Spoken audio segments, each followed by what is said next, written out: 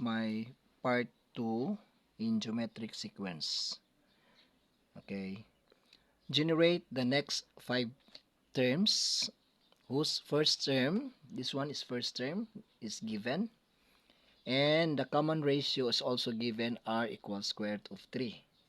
Since we know that this is our a1, or a sub 1, I mean, this is a sub 2, a sub 3, a sub 4, this is a sub 5, and then this will be our a sub 6.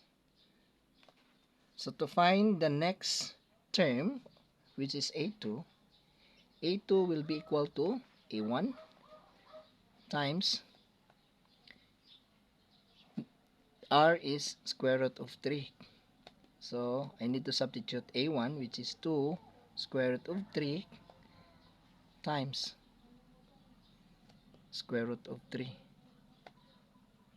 So since we know that there is invisible 1 in here, so we need to multiply the whole number by 1. So this is 2. And then what is square root of 3 times square root of 3?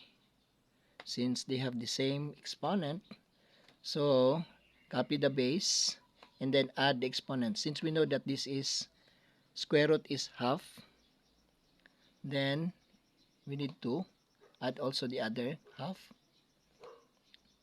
So half plus half is 1. So this is 1. 3 raised to 1 is equal to 3. So this is to 3. Now next, a sub 3. A sub 3 is equal to a2 times r. So a2 is 3 times r, which is square root of 3. So just multiply this one. There's an invisible 1 in here. So this will be 3 times 1 is 3. Then copy square root of 3. So this is 3 square root of 3. Next, a4. a4 is equal to a3 times r. So a3 is 3 square root of 3 times r, square root of 3. Again, there is 1 in here, the coefficient of square root of 3. So 3 times 1 is 3. Then multiply this one. Square root of 3 times square root of 3 is equal to 3. Half plus half, that will be 3. Half plus half is 1. So this will be equal to 3. So I have here 3 and then the other 3. So a sub 4 will be equal to 9. So this is 9. Now let's move to a sub 5. A sub 5 is equal to a sub 4 times the common ratio, which is square root of 3. So a4 or a sub 4 is 9 times square root of 3. So this will be 9 times 1 is 9, and then just copy square root of 3. So this is 9 square root of 3. Now the last term, which is a sub 6, is equal to a sub 5 times r. So a sub 5 is 9 square root of 3 times r, which is square root of 3. So again, I have to multiply this one. 9 times 1 in here, so this would be 9. And then square root of 3, square root of 3, that will be equal to 3. So this is 3. So this is 27. So the last term, which is a sub 6, is 27. Okay, let's move to number 2. Example number 2.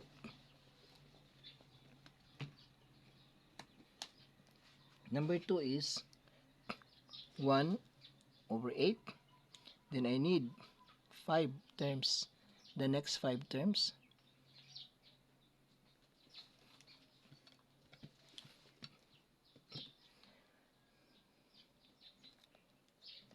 But I need to change the common ratio for number 2. The common ratio for number 2 is 2. So this is our a2, a sub 3, a sub 4, a sub 5, and then a sub 6. So to find a sub 2, I need a1 times r. So our first term is 1 over 8. And then times the common ratio, which is 2. So simply multiply the numerators, 2, and then multiply the denominators. So I have here 2 over 8. I need to reduce this one by dividing this one by 2. So 2 divided by 2 is 1, and then the denominator is 8 divided by 2 is 4. So a sub 2 is 1 over 4. Next, a3. a3 will be a2 times r. So a2, which is 1 over 4, times r, common ratio is 2. Then this will be over 1. Then multiply the numerators, which is 2. Then 4 times 1 is 4. Then reduce this one by dividing 2, numerator and denominator. So 2 divided by 2 is 1. 4 divided by 2 is 2. So this is 1 over 2. Okay, solving for a4. a4 equals a3 times r. So a3 is 1 over 2 times r is 2. This is over 1. So 1 times 2 is 2. 2 times 2 is 2. So this will be equal to 1. So my a4 term is 1. Next, solving for a sub 5. A sub 5 is a4 times r. So a4 is 1 times the common ratio is 2. We know that 1 times 2 is 2. So this is 2. And then the last term for number 2, which is a6. a6 is equal to a5 times r. So a5, which is 2, and then multiply by our common ratio is 2 also, since we know that 2 times 2 is 4. So this is 4. So that's for number 2. Now let's move to example number 3. I think this is very easy.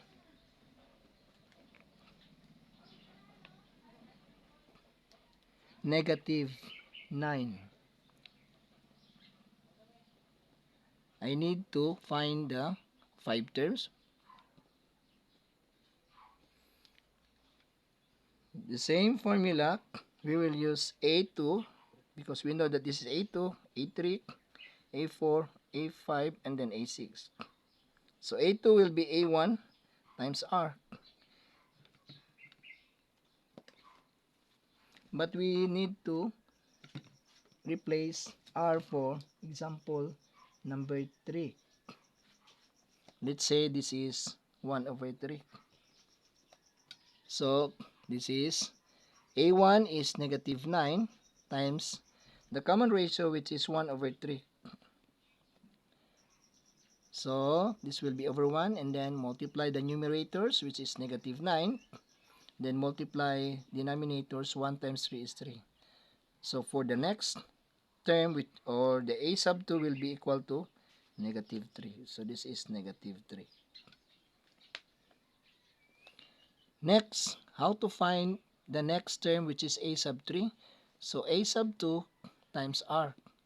So a sub 2 is negative 3 times our r, or common ratio, is 1 over 3. This is over 1.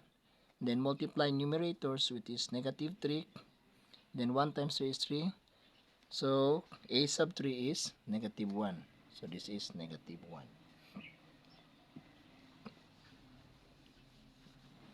So solving for a4. a4 is a3 times r. So a3 is negative 1 times r, which is 1 over 3. So this is over 1. Okay. Multiply this one. Negative 1 times 1 is negative 1.